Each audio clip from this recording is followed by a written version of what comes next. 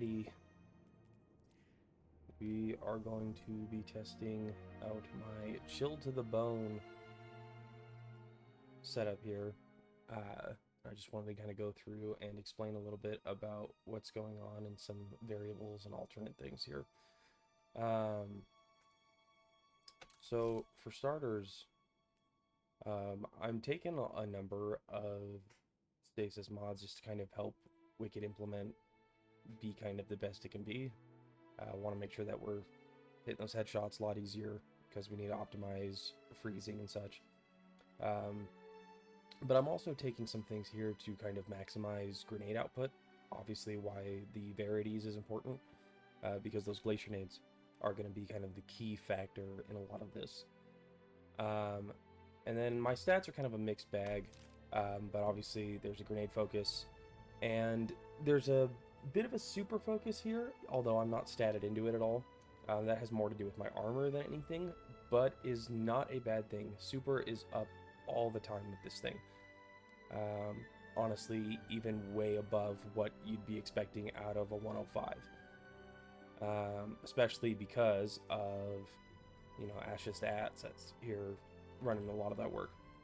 A moderate weapon stat is good. You can play into it a little bit more, but obviously I'm not running any special, and my heavy is mostly getting used to occasionally do some major pops on things, and beyond that I'm not using it a whole lot.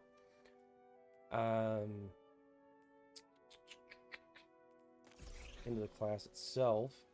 So obviously some people would probably prefer that they're running, Bleak Watcher, but what I want out of this is to be spawning stasis shards, which Glacial Harvest is doing a lot of work here, doing all the work, to be honest. And then Ice Flare Bolts means that I'm freezing more targets on average, which means that I'm proccing Glacial Harvest more, i.e., back and forth and getting a lot of that cycling out of my own aspects without having to do a whole lot. And then obviously the key friend here is this Glacier Grenade, just because it's putting out a lot of freezing, but it's also giving us a lot of stasis crystals to work with. Fragment wise, we're taking shards because we want to boost that grenade even more, as well as just overall benefits from this fragment with crystals and things like that, because we're spawning a lot of crystals. Then for high-end content, at lower levels you can actually drop this in favor of some other things, but I want the extra frost armor stacks. Gets us a ×8, it's a huge bonus, and it increases our uptime for frost armor, which is a lot of what this build is doing. Then Whisper of Rendering is giving us a ton of options with our crystals and our frozen targets. We're going to have a lot of frozen targets, we're going to have a lot of crystals, so we need to break them often. That means now that that it's easier for Wicked to do this, but it also means that if whatever I'm running in my secondary, whether I want to do something like Yeartide, or right now I'm running Fortunate Star, it means cracking those things is a lot easier, and I can amplify out what those things are doing. Then we've got the Whisper of Fissures. This one should be pretty obvious. Increases the burst size and damage on anytime we destroy anything stasis related. Frozen targets, crystals, whatever. So it just ties into everything else that we're already doing. And then obviously we're just simple things. We're running Healing Rift, obviously Balanced Glide. Penumbra Blast is our only option. But we still are going to make pretty good use out of that for a couple of different things. The reason I'm going with Fortunate Star here, and I've got a Firefly destabilizing rounds, just because it kind of acts like a mini Lehman Arc, and gives me some other volatile options, and just plays really well into the setup for what I like. I don't normally use bows, but this one is doing some serious work. But you can easily swap this out for a Yeartide, or I don't mind running Aishas when we're running against anti-barriers or things like that.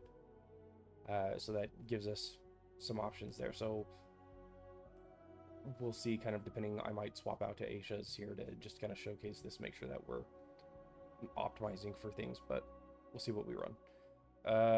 And then Outrageous Fortune. Besides the damage buffs that I'm getting out of this thing for being featured, it's running an Incandescent Burning Ambition. Honestly, I could run something other than Burning Ambition. I've got a bait and switch and explosive light on this thing.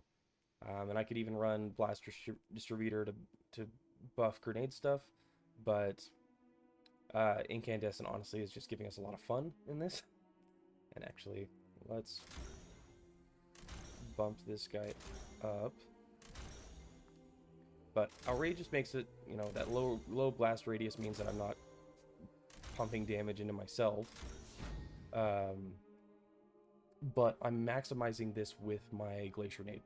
So oftentimes I'll pop the Glacier Nade from above and then drop this thing into the whole crystal, and it's just gonna shatter everything like crazy.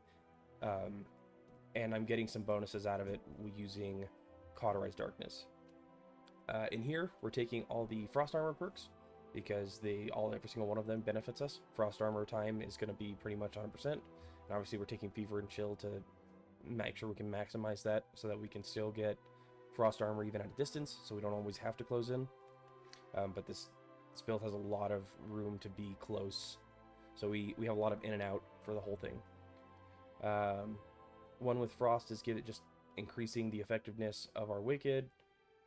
This gives Frost Renewals giving us space to work with in the middle of everything, and then Frigid Glare is just optimizing more things about Wicked Implement. Additionally, Rapid Precision Rifling should come as no surprise. We're running a Scout, and then Refresh Threads and Elemental Coalescence are just getting us big elemental pickup bonuses. This is giving us extra energy, and this is helping us spawn those elemental pickups to just maximize those things. And obviously, Shield Crush, just because Shield Crush is Shield Crush. Getting our melees back more often leads to better cycling, and means that we can use Penumbral for just smashing things. Unfortunately, with Wicked, it has Overload Intrinsic, which means that it doesn't count towards our anti-barrier, unfortunately. But it's putting in a lot of work, and obviously we need Overload for a ton of stuff anyways. So, with that, let's hop into some higher end content and see how this goes. Conflux, this one's going to be kind of a pain in the ass, just with the fact that Vex can be a little bit problematic with precision damage, but I think we'll be okay. I'm obviously going to put on no starting ammo because that's just going to bump our score up, and I'm running double primaries, so we're not really having an issue there. Pretty much always throw on Banes, just a good buff. And then let's throw on Grounded, see how we do damage-wise. And then we'll throw on Air Superiority, just because that one's a bit annoying. And I'll throw on Counterfeit to kind of push this up. So, right now we're 38 under. Pretty solid detriment for us. Alright, and let's get into it.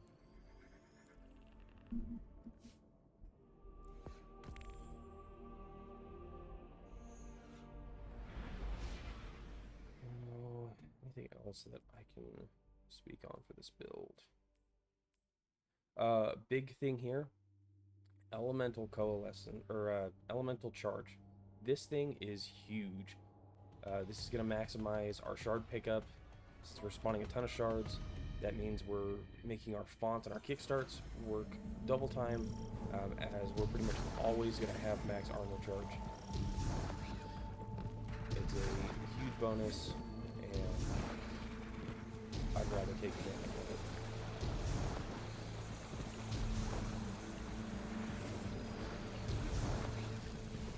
We got heavy. Heavy. Alright.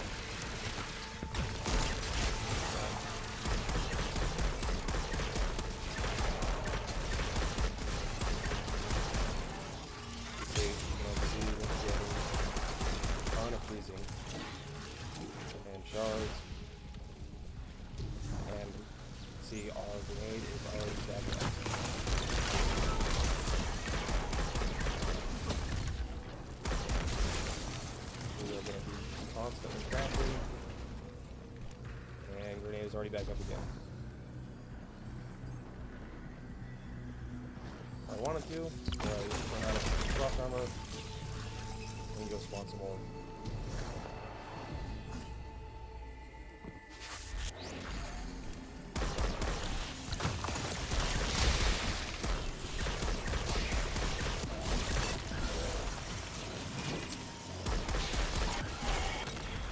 Although I didn't bring fear, have a vantage point built into the deck. I really like running against decks.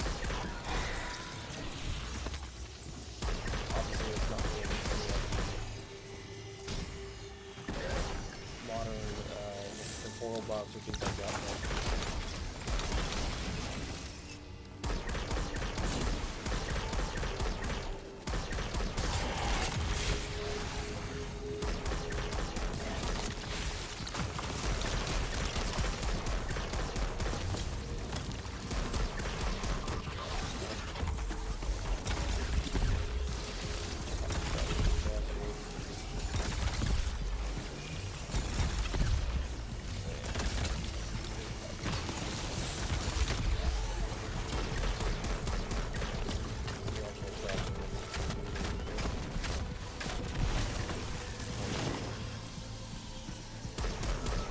One of the things I like about Ice Flare and how it's energized in this build is the fact too that like large enemies, especially, they're not going to go down easy.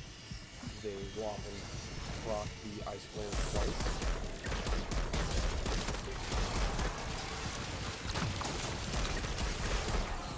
And that gives us a lot of room for cracking and just makes that outrageous. Doing more work. Being the multiple proc on a big one.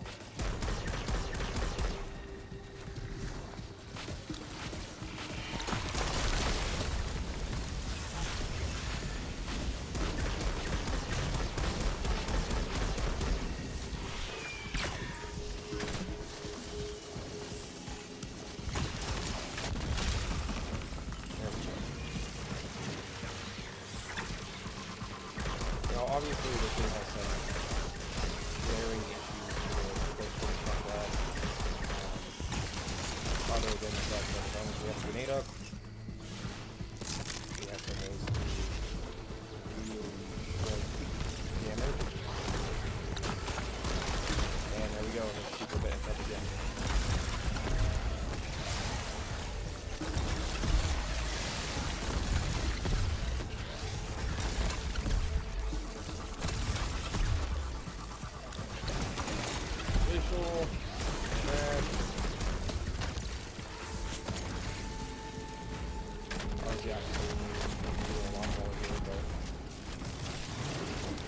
Look at all those guys.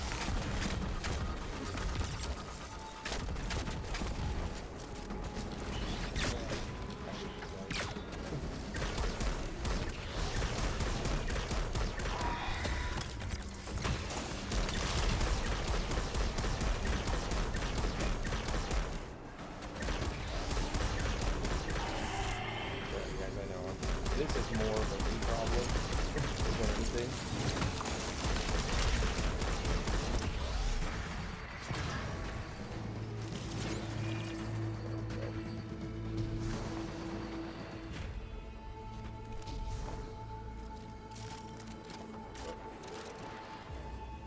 And I'm not making a whole lot of use of Fortunate Star in this case. Honestly, I probably should have switched to the Vantage Point, but that's alright. Additionally, that Vantage Point is giving me this pulse rifle, that anti-barrier, but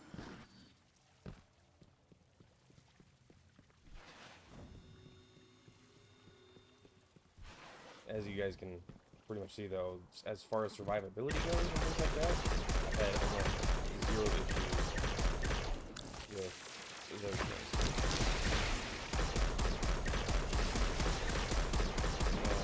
Overall, damage output is not bad.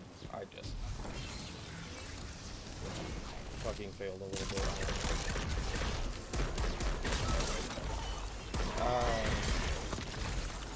some people, or as far as like fragments go with some things, I was originally looking at trying to make sure that the stars always come up to me, but then kind of realized that Wicked is actually already doing that, and therefore is kind of a waste of our time.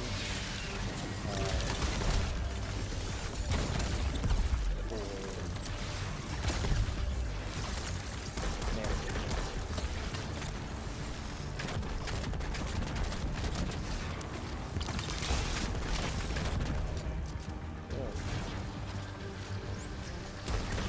Overall, damage up is kind of like it.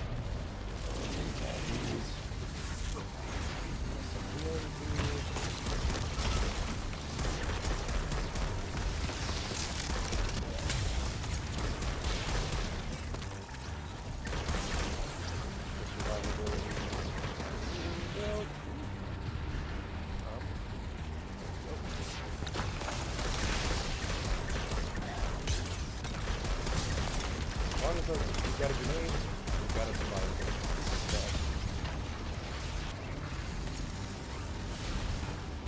And that's the biggest from it. That's not really awesome. Already up again.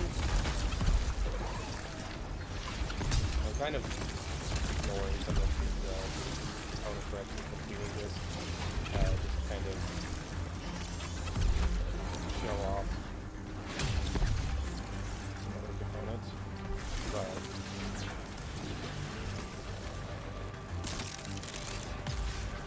having a little bit of fun with it.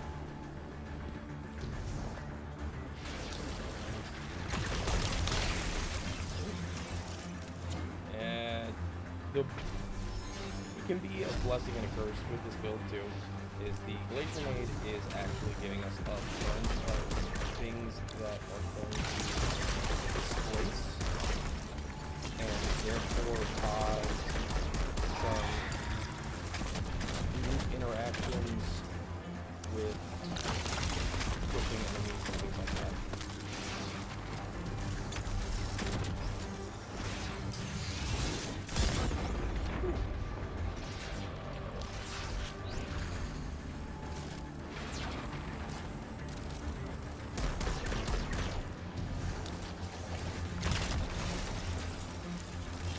That's a lot of variety coming from, honestly, with that combo.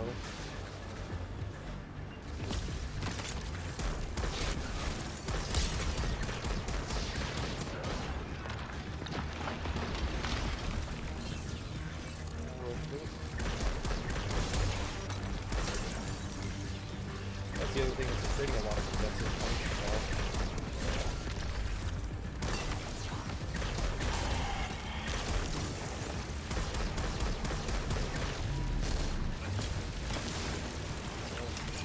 These are the optimal points that we can with. Where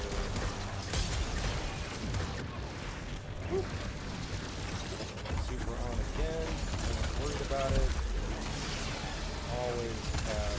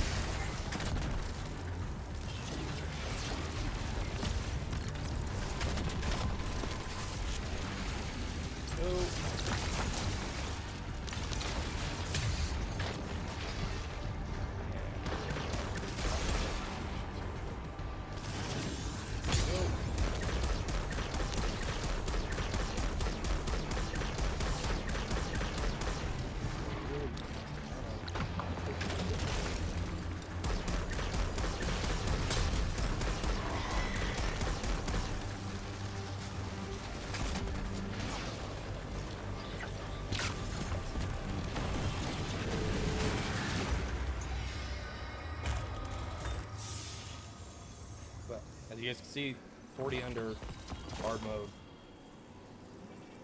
had all the survivability that I needed out of that. Yes, I'm not always like pushing ridiculous damage counts on big enemies and things like that. Where a lot of that is more in my own playstyle and such. But you need something that can play the long game, keep you alive, especially with a teammate who can output that damage better for you. This build is solid, handles late game no problem. Yeah. Thanks for watching, guys.